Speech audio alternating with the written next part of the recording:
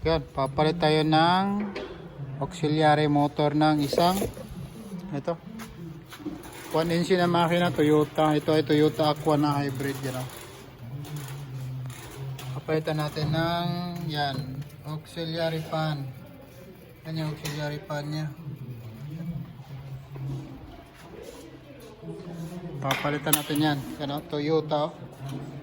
Toyota Aqua.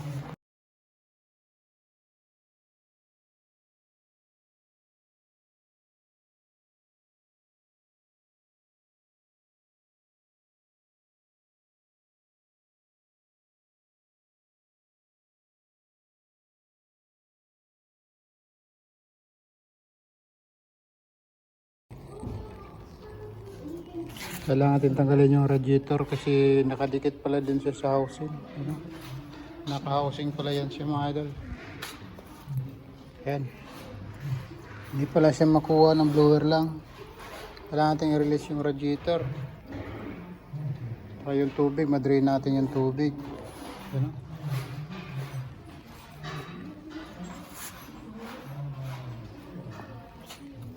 Ito na yung bago natin.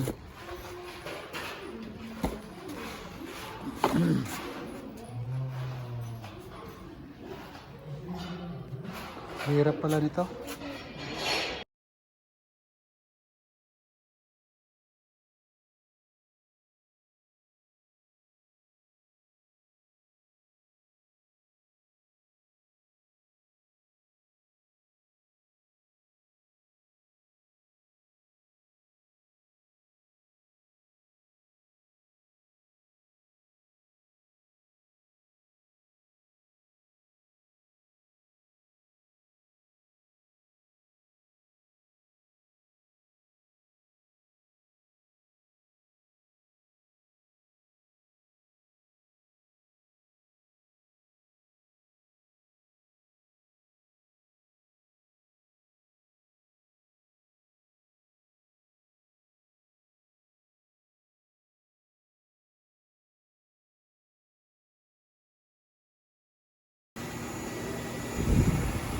Success na yung natin mga lodi. Yan, umiikot na yung pan natin. Aircon na yan.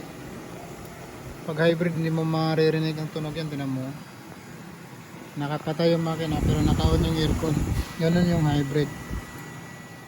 Antayin natin mag-bleed yung tubig niya.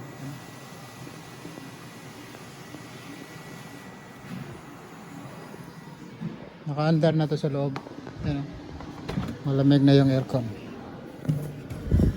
Yan.